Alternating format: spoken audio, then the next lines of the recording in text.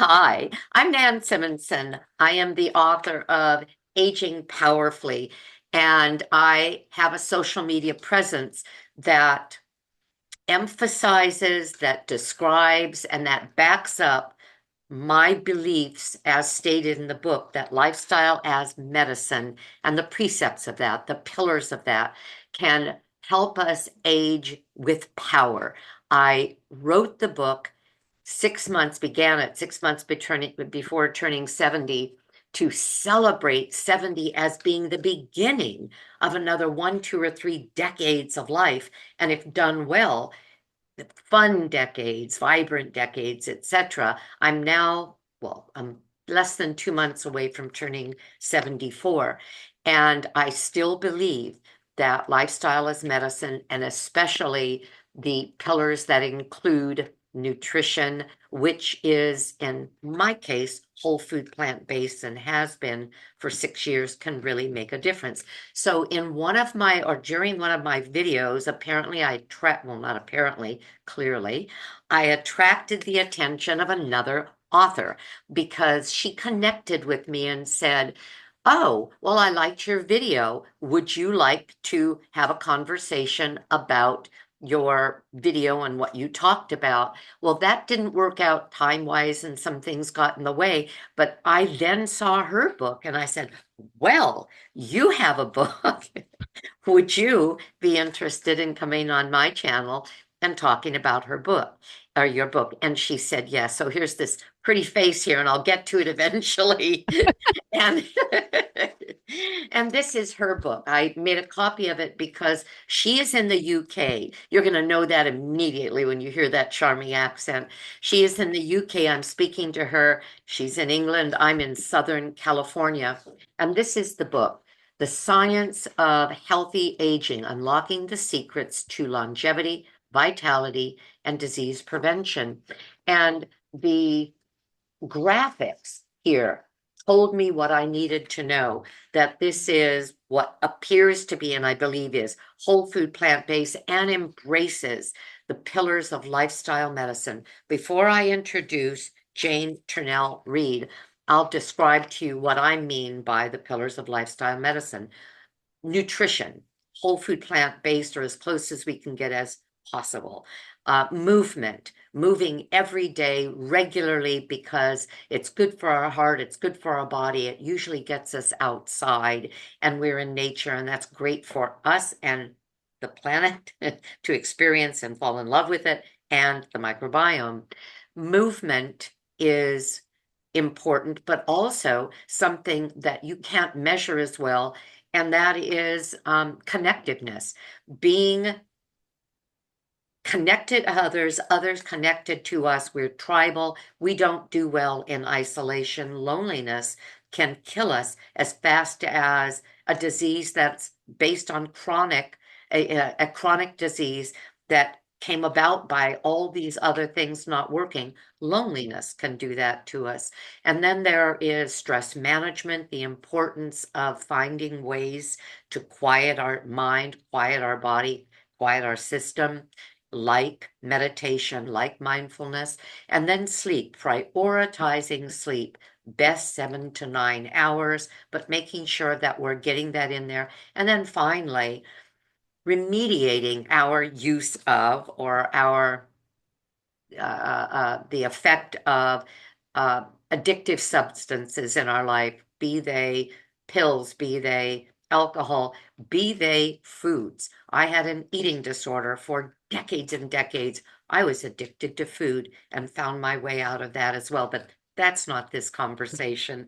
I want to hear from Jane Turnell-Read, who wrote The Science of Healthy Aging. Jane, welcome. Hello.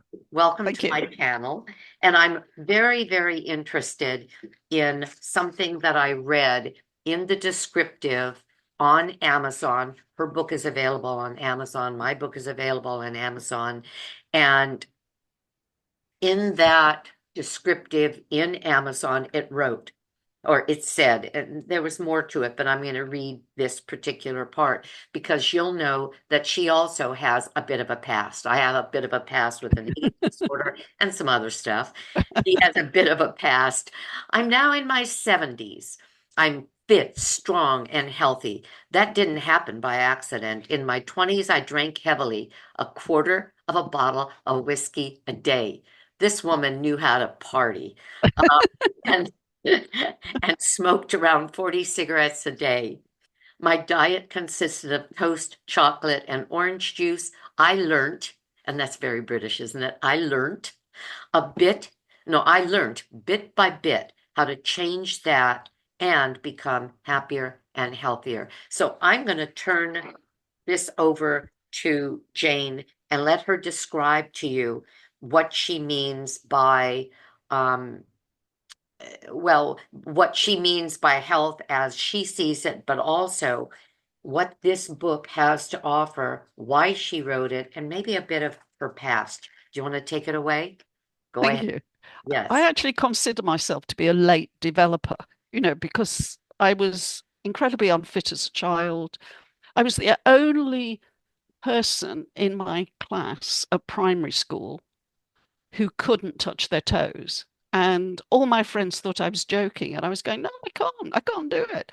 I couldn't stand on one leg. Nobody could believe it. I'm talking about, and I'm 10 years old, and I couldn't do these things.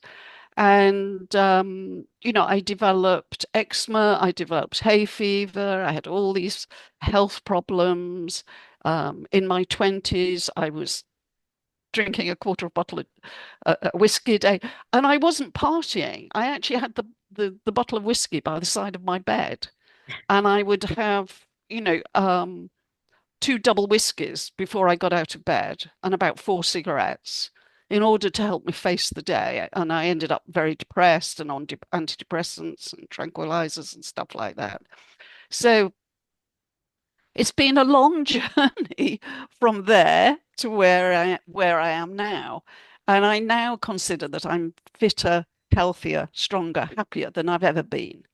And, for a lot of people, that's not a usual story of what happens through their lives. And, I've made changes over quite a long period of time. I've been vegetarian since my 20s, and so though I had this chaotic diet, I was also vegetarian because I was an ethical.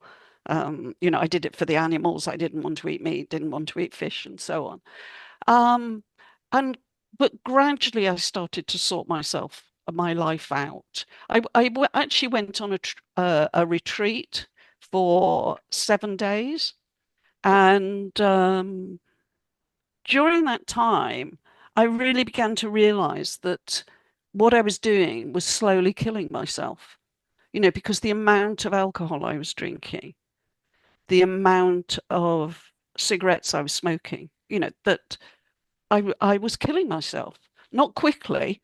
I was doing it extremely slow. It would be slow, it would be unpleasant, it would make me very ill, very unhappy, and I was literally killing myself. And over that 7 days, I spent a lot of time thinking about myself, and I came to the conclusion that I did actually quite like me. Not hugely, but a bit. And if I quite liked me, why was I doing these dreadful things to myself? So I came out of that situation and I decided to change my lifestyle. And in order to do that, I actually had to change my friends as well. Jane, how old were you when you did that? I was about 25, 26, something like that. And changing your lifestyle was big enough, but as you said, you then had to change your friends because it is true that we tend to meld in a number of ways to the people that we spend time with. And it's very hard to make major changes without sometimes having to leave behind the things, including some friendships that Yeah. um, that kept us stuck. So go ahead. Yeah. I mean, the person I most had to separate myself from was the person I shared a flat with.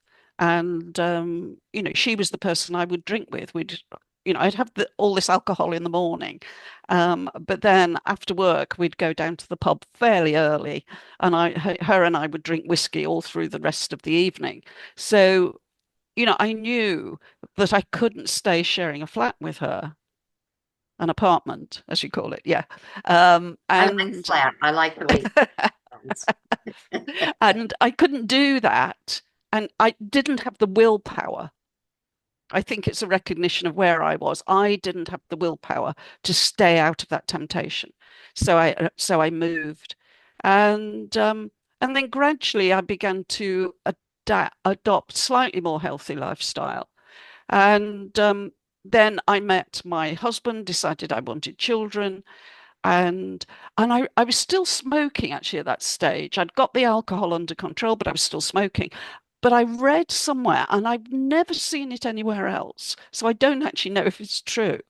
But it said that when you smoke, as you smoke, yeah, the fetus does practice breathing in the womb.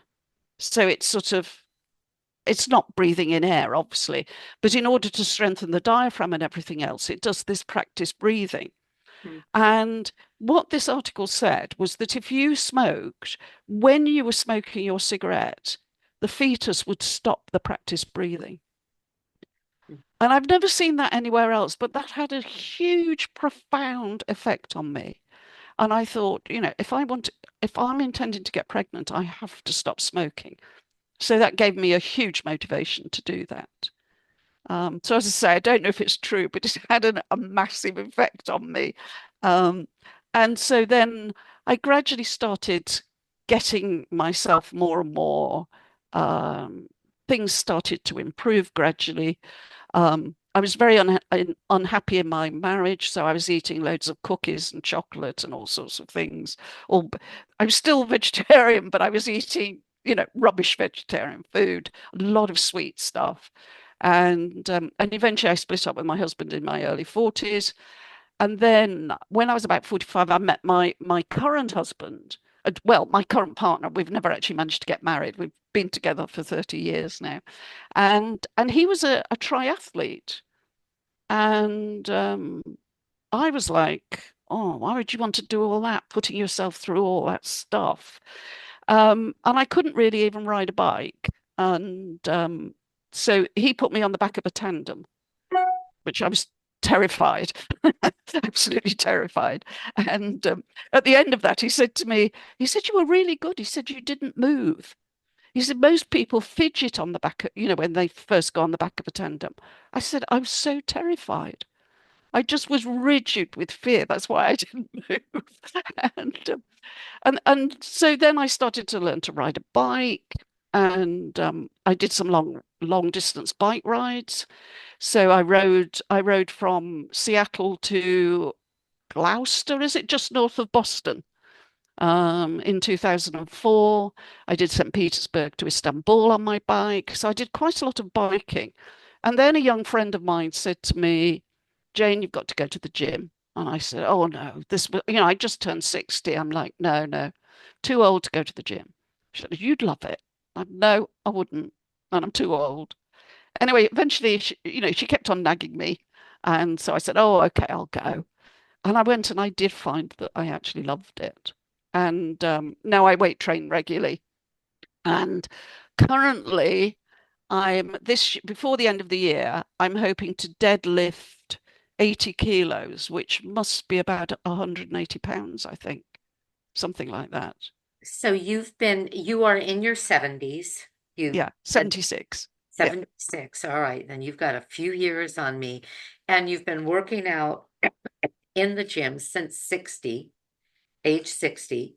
yeah, And you do resistance training clearly, and you're going to deadlift about 190 pounds. Do right. you attribute your working out in the gym to not only better health, but also to mental clarity? I've heard from people that the more we use our muscles and build our muscles, the better our circulation and the more our brain is stimulated to become more, I'll say active in terms of the the different skills it takes to be able to coordinate movements well enough while using heavy weights to get good results. In other words, it's more than just pick it up, put it down. You're actually making moves to stabilize, and all of that's good for our brain. So, in other words, you're fixing all areas of your body. I would completely agree with that. I think it gives you confidence as well, which is particularly important as we get older. A lot of older people start to get very timid. Um, the research shows that half of people over 65 are afraid of falling. Mhm. And the irony is, the more afraid of falling you are, the more likely you are to fall. Because you're, I might fall, I might fall. You're more likely to fall. And so, and I just feel very strong. It's quite difficult to explain. It's sort of physically strong. It's made a huge difference to me. I used to get my lower back used to hurt. That no longer happens.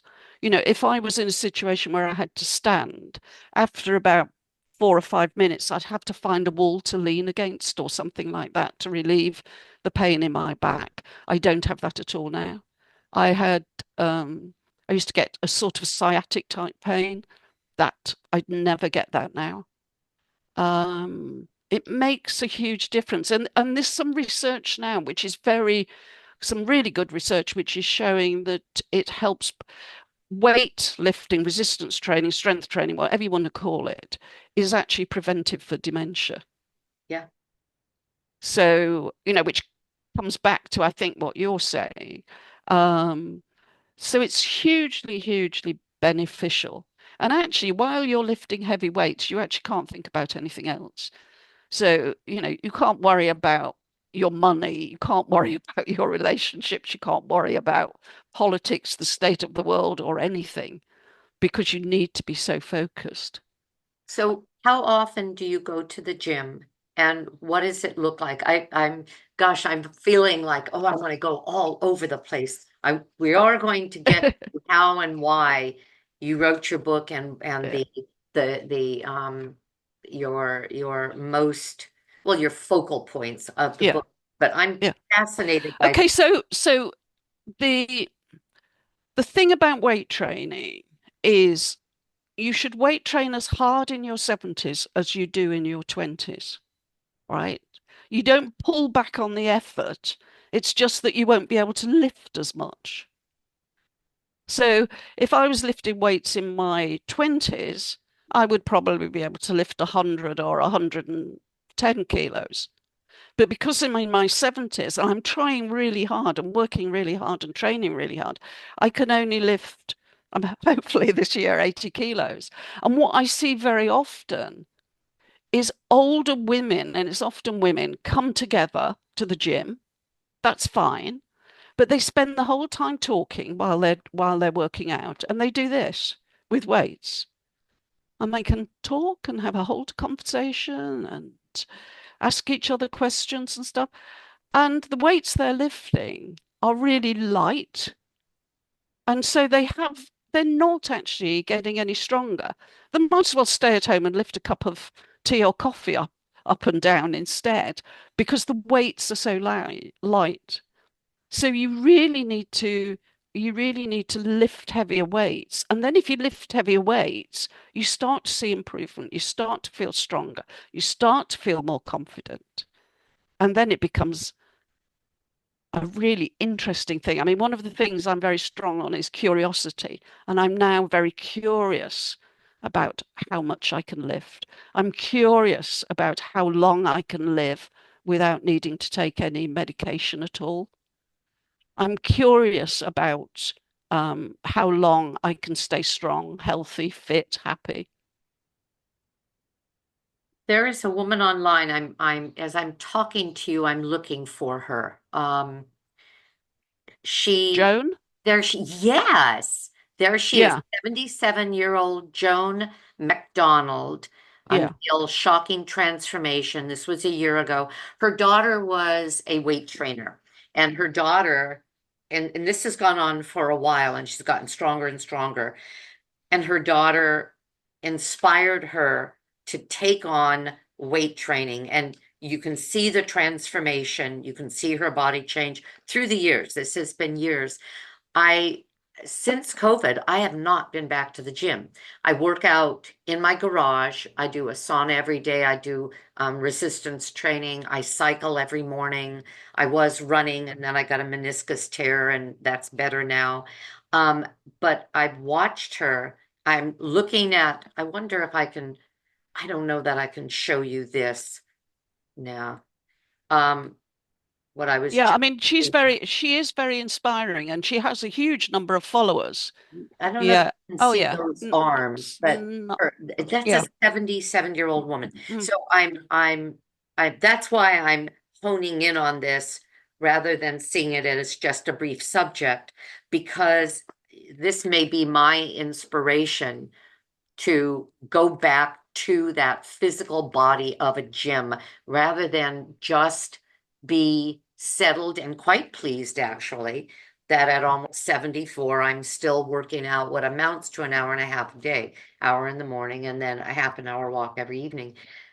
I have heard from enough people that the walking is good, the cycling is good, the movement is great, the intent is terrific, but that we must work with resistance. We must build muscle to not only reduce and reverse sarcopenia, but that's one of the most important things that we can do.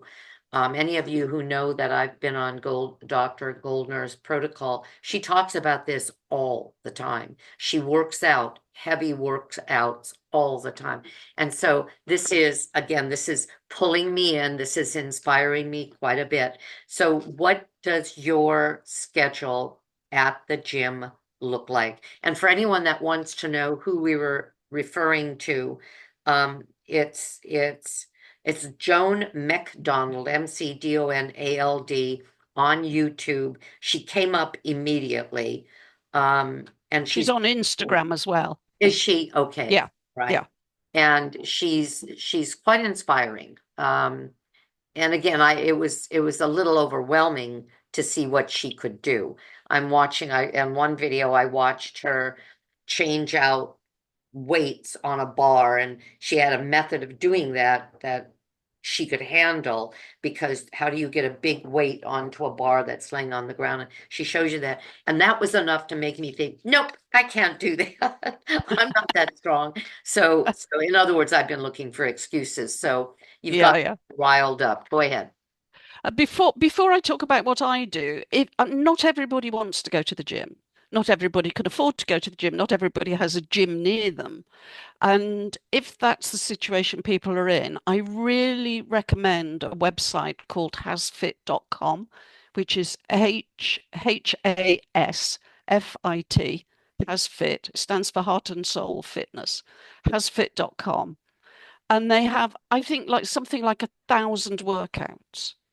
And they have workouts for people who are overweight, people who need to sit, who can only do exercises sitting down. They've got 5-minute workouts, so don't tell me you don't have enough time. You could do that you can do them at home in your PJs. You don't have to go to a gym if you don't want to. And then they've got regular stuff, half an hour workouts, 40-minute workouts, and so on. So I really recommend that. And I know a lot of people who have recommended that too have found that's really good for working out at home. And sometimes, people start like that and then it gives them confidence to go to the gym.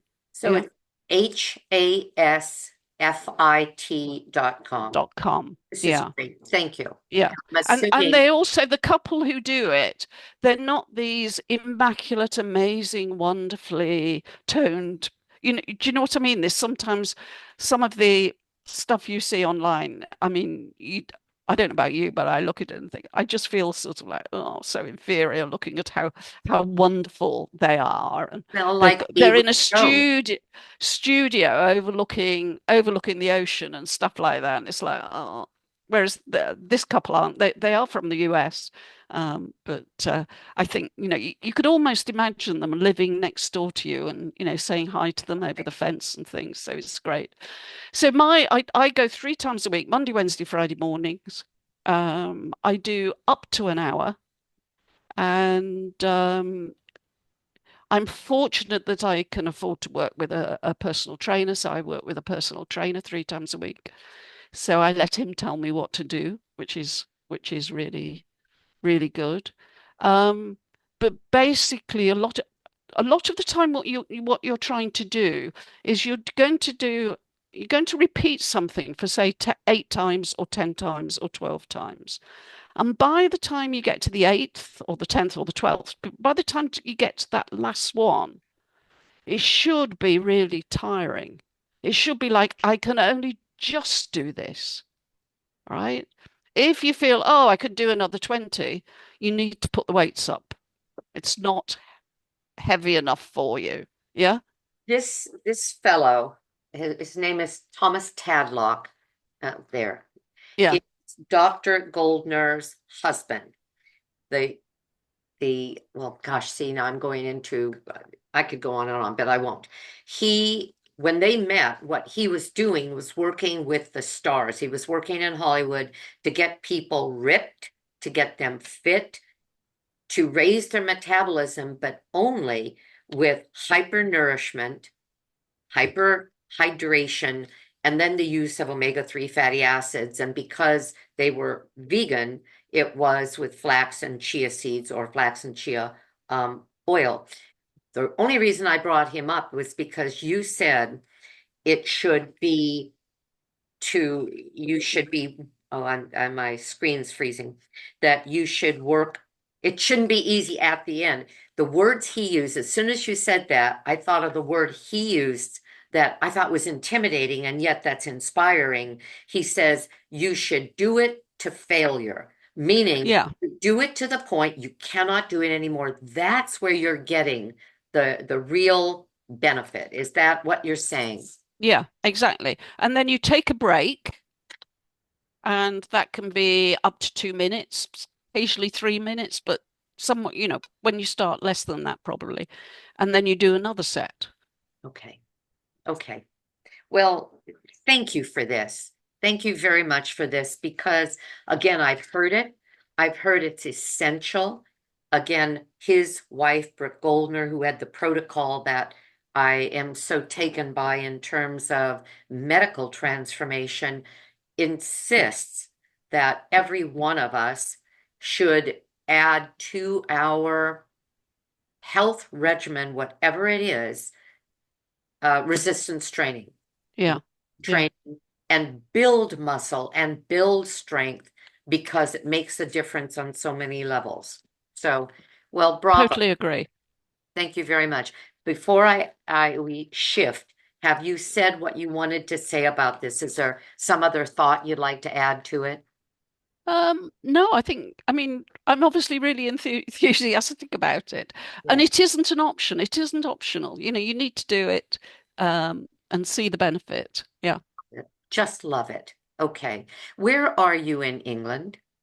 I'm in Devon, um, just outside Exeter, which Okay. is a cathedral city. So I'm in the southwest. Okay. Southwest. All right. And that's not the Cotswolds, right? No, no. Okay. That's the other, let's see. Cotswolds are further north and more Oh, in the middle. Yeah. but you're even further south than the Cotswolds. Yeah. Yeah. Oh, okay. I spent some time, at one time I was a landscape designer and I went through, we hired someone to take us to the spectacular, the famous gardens above London and then down into the Cotswolds and down below. And we spent a couple of weeks doing that. My son lived in Birmingham, which is way All up in right. the Yeah. middle, for Yeah. 3 years. My first grandchild was born in in England and came back with a British accent. So yeah, that's what I know of England. But yeah, now I can picture where you are.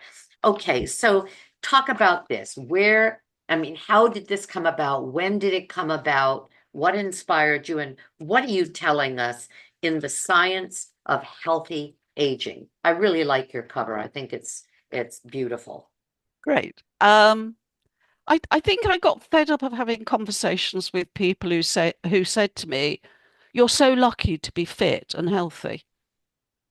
Um, I remember I was in a cafe and I needed to go up to the next floor. And there was somebody about to come down, and she stopped to let me go up. So I ran up the stairs, and I got to the top, and she said, "Oh, I wish I could do that." And I said, "Well, you need to go to the gym." She looked quite taken aback. Um, but people continually say to me, "Oh, you're so lucky to be fit. You're so lucky to be slim and not have to, struggle with your weight. You're so lucky, da da da da da." And I got really fed up of that. Or people saying, "Well, it's too late for me."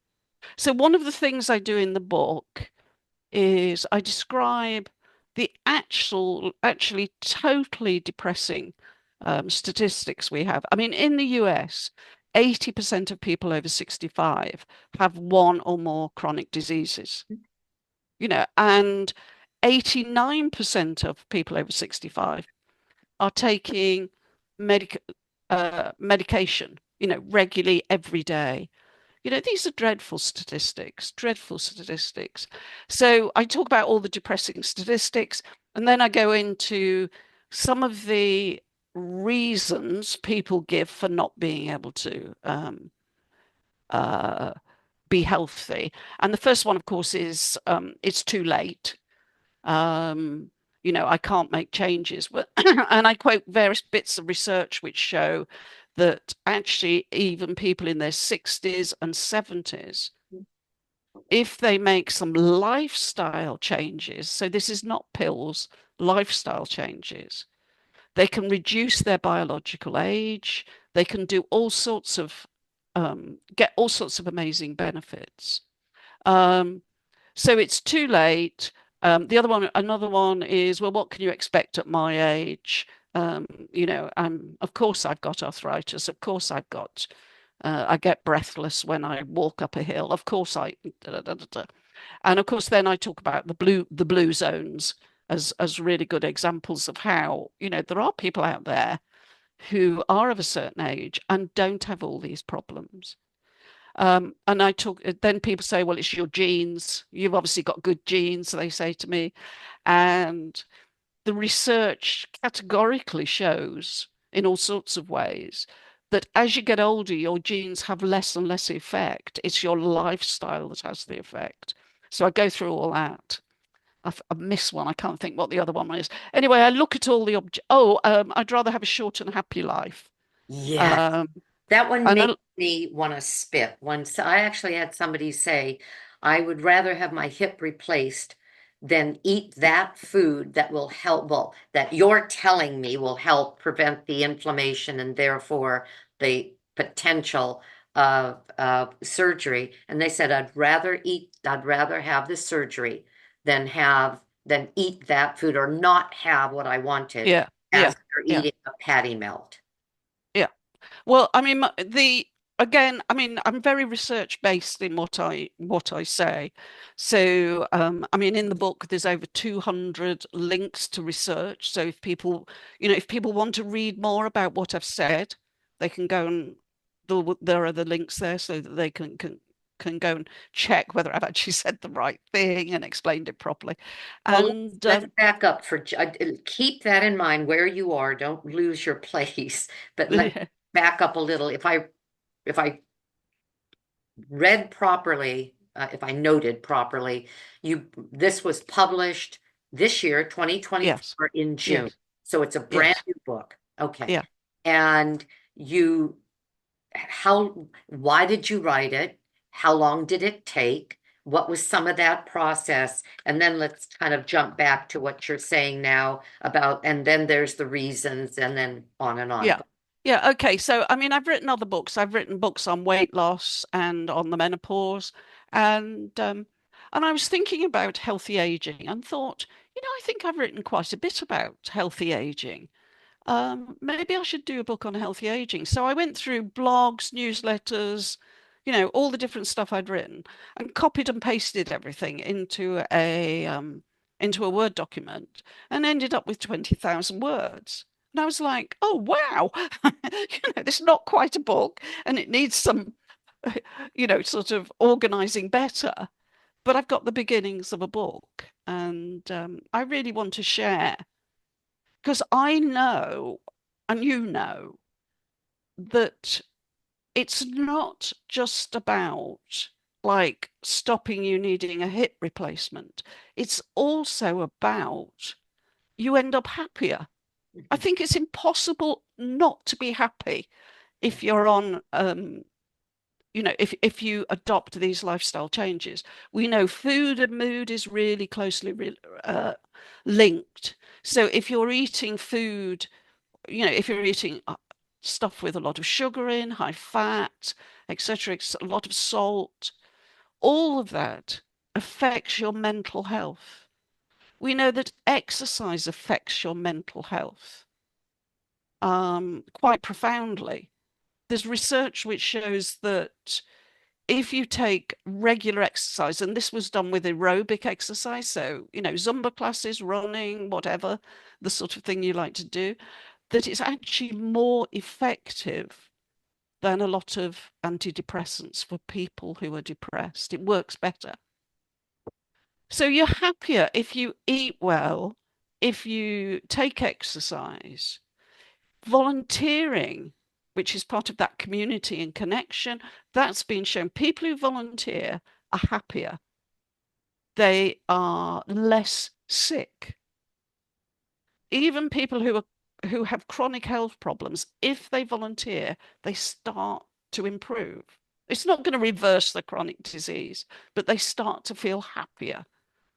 So, people who say I'd rather have a short life and a happy one, that what they're talking about is the idea is that I'm going to be happy and then one day drop dead. I'm going to eat whatever I like. I'm going to sit and slob around, not take any exercise. I'll just eat whatever I like. Don't worry about my weight or anything else. And then one day I'll drop dead. But that's not what happens to people. People now have 10 or more years, and it's going towards 20 years because we're getting less and less healthy, of being unhealthy. So the healthy years of your, for a lot of people, 25% of their life is going to be unhealthy. And if you're unhealthy, that's chronic diseases, that's pain, that's distress, it's maybe dependence on other people for even really intimate, basic day-to-day tasks. It means you're likely to be depressed, you may be withdrawn, you may be anxious. That's not a happy life. It's, I wouldn't choose that for myself. So this is what I was saying when people say I'd prefer to have a short and happy life. I said the chances of you having a short and happy life with that diet and that lifestyle are very, very, very low. I mean, we do all know people who've had the most appalling lifestyle and they'll live to be 100 and are very happy. But they are the real exceptions. Mhm. And, if we hope we're going to be one of those, you're really playing a lottery that's stacked against you because the chances of you being one of those people is very, very unlikely. I love the way you put that. One of the ways that I describe it as squaring the curve. I want to square the curve. I want to go, go, go, go, go, and then maybe get up. I know somebody who did this. She was vibrant into her 90s, all the way into her 90s and beyond. Well, not into the hundreds, but there she was, solidly in her 90s. Live, live, live, live. She went up, got up to go to the restroom one night, and obviously that was her last moment because they found her on the floor in the bathroom that morning. That's the way to die because Yes, walking 2 miles a day, she was doing her own shopping, she was living alone and having a great life. And then it was over. That's the way to do it. Let's square the curve. What you're describing is that that curve takes them down into and you're right. People don't understand that what they're looking at down there is no fun at all. And it can Yeah, go on 10, 12. Well, it's getting longer and longer, that length of chronic disease and the effects of that because people are getting sicker earlier, which is such a shame. So yeah. go ahead. That was beautifully put. Thank you. Thank you. So, so that's the first bit of the book, looking at the sort of objections. It's too late, I'm too old, it's genes, it's I'd rather have a short, happy life, etc. And then the next chapter, and this chapter seems to have had a profound effect on a lot of people. So the next chapter is 10 things you can do now. And I had a very a lady write to me, a US lady, who said, I saw the 10 things you can do now. So I had a look at that and I thought, oh, I can do some of these. This isn't too difficult. And she's morbidly obese and has tried everything, she says, everything she could afford, and nothing's worked. And she read this and went, I can do a couple of these.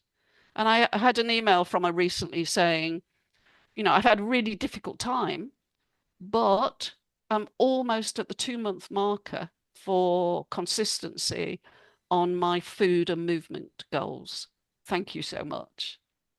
So, and other people have said to me, oh, my husband and I have been talking about what I read in your book, and we've decided we're going to make some changes. Do you want to share the 10? You don't have to do a deep dive into them, but do you want Oh, to list off? okay. I'll do the ones I can't actually remember them all offhand. One is if you want to lose weight, drink 500 mils of water. So that's I don't know what that is in pints, but it's about half a pint possibly, I would Drink think. 500, just a sec. Hey Siri, what is 500 milliliters of water in quarts? The answer is 0.53 quarts. That's not a lot at all. So that's half a quart, isn't That's it? a half a quart. That's only 2 cups. Yeah, yeah. So you drink that if you want to lose weight, drinking that half an hour before every meal Oh, can oh, really oh, help. I see what you're saying. Okay. All right. So throughout the day,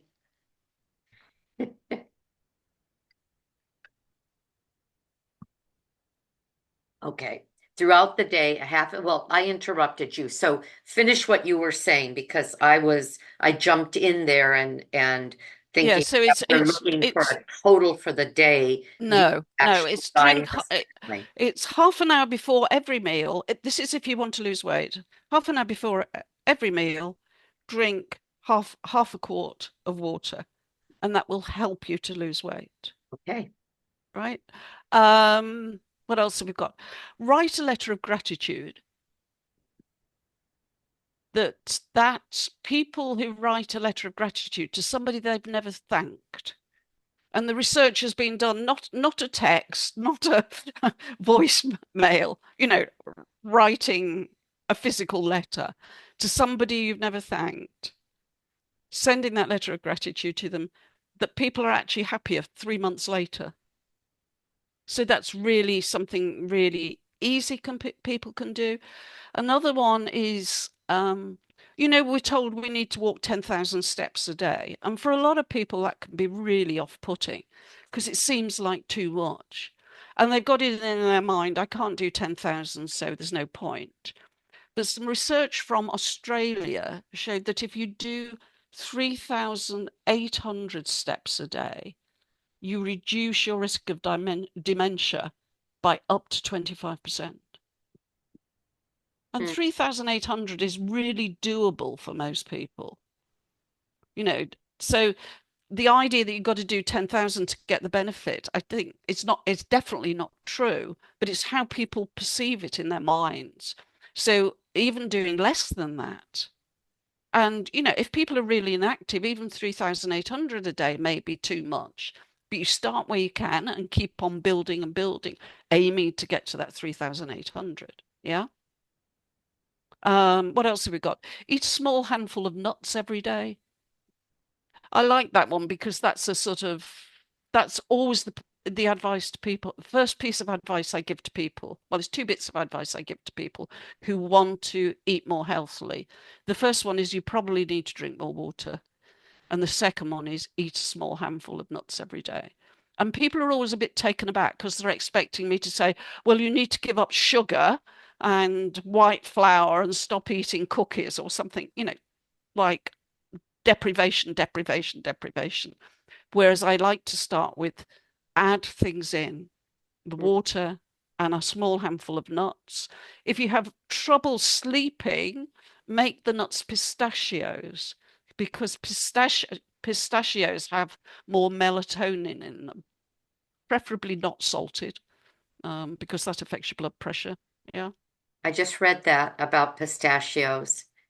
Have them before you go to bed and it'll help you sleep. This is actually, I think this is whetting everybody's appetite to want to know more about what you say because you're hitting things that they're not conventionally repeated when somebody says that they're trying to get healthier. There are some things that maybe they wouldn't have heard otherwise that really, as you said, research shows makes a difference because Yeah. it makes a difference in many cases as a lifestyle hack, like the gratitude, like sending a letter to somebody that has made a difference in your life, a letter of gratitude to them. That's marvelous. Yeah. Go Yeah. ahead. I mean, elsewhere in the book, I also talk about things like hearing aids. There's evidence if this research which has shown that if you um, are tested and need hearing aids but don't get them, 3 years later, you're likely to be suffering from anxiety and depression. And a lot of people say, oh, well, I don't want to wear hearing aids because it makes me look old. But if you're constantly going, what did you say? What did you say? Leaning in like that makes you look old. Um, so wearing hearing aids is really important. Periodontal disease is really important. That's been linked to type 2 diabetes and heart disease. So, again, I like to give people these things to do because I often give these ahead of the exercise because again, the exercise, it's like, oh God, that's a bit of a commitment. Whereas, oh, I've never liked exercising and blah, blah, blah, blah. But, get your hearing checked. And if you need hearing aids, get hearing aids. You know, make sure you're getting to the hygienist, make sure you're flossing your teeth regularly, your gums regularly, and so on and so on. And I like giving those because people go, oh, I could do that. Yeah, yeah. Oh, yeah. It's a while since I've been to the hygienist. Maybe I should go.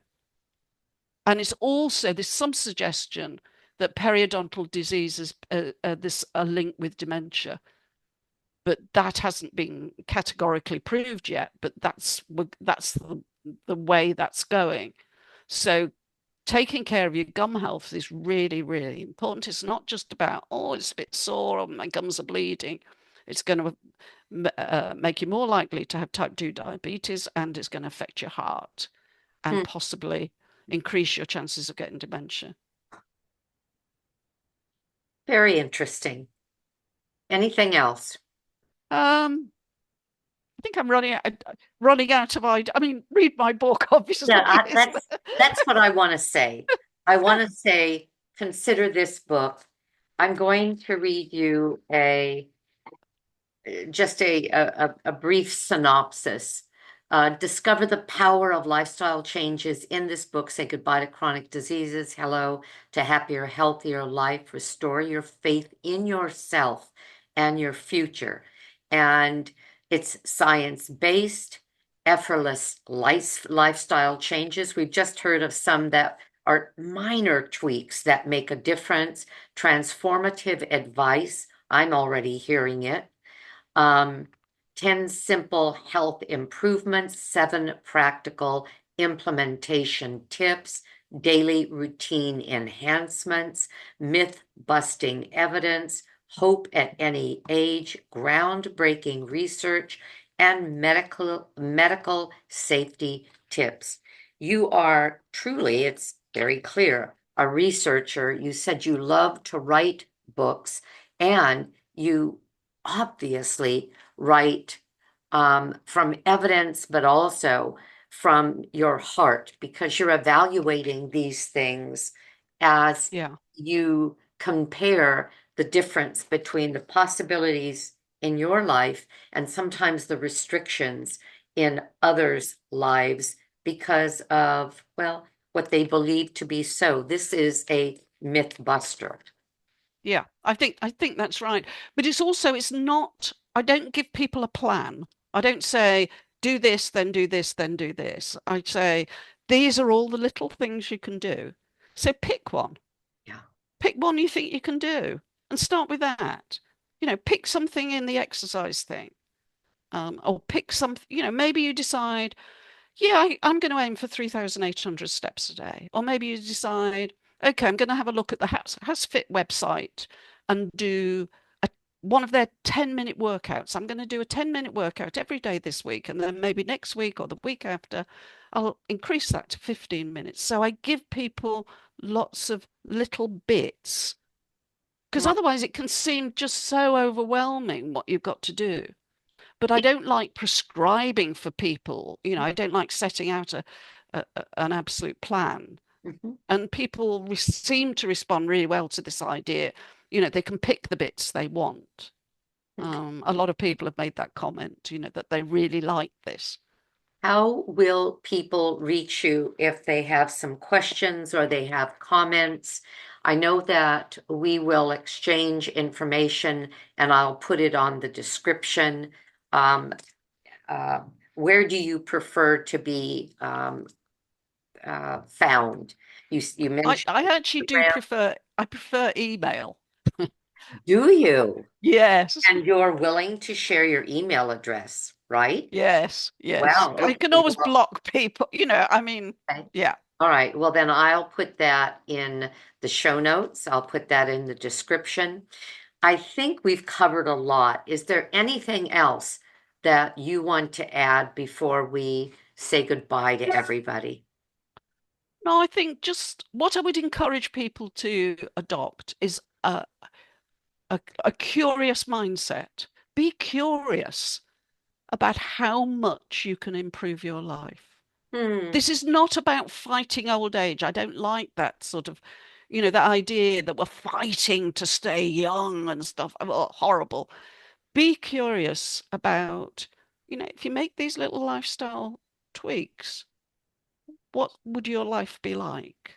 It's a really interesting journey. Well, if you weren't sitting with that mic on your head, I would say let's take that as a mic drop because that is that was strong and that was beautiful.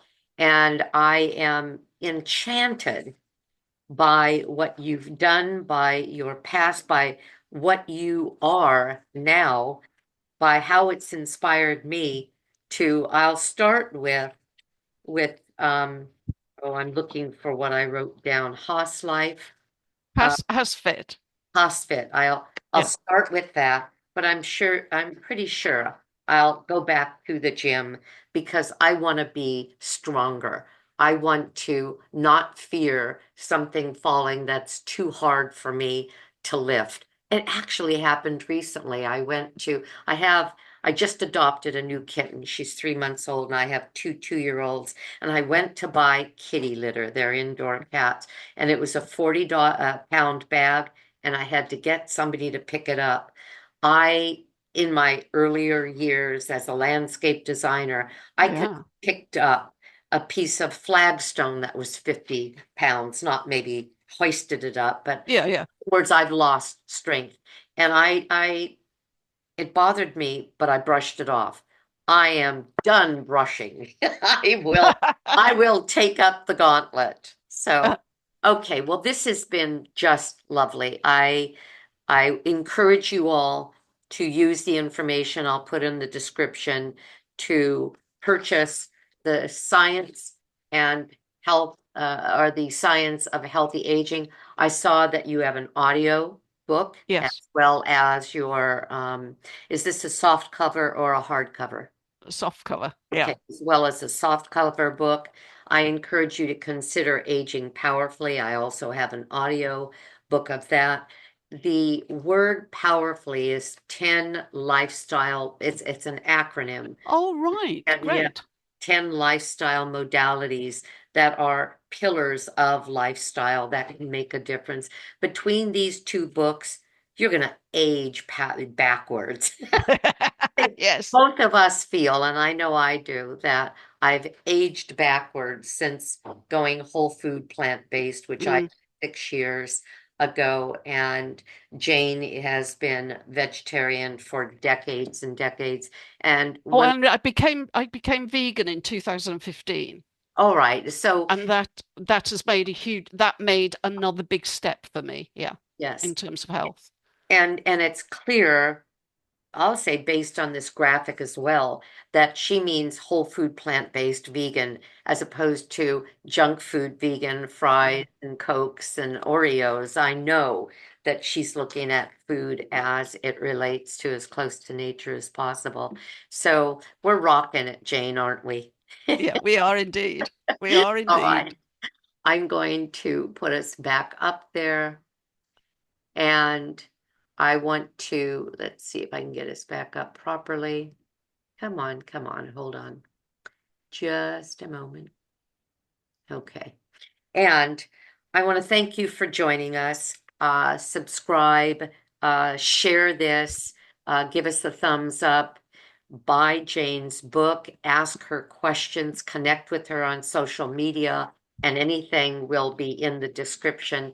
And I'll also say, have a great day, because I know I'm going to.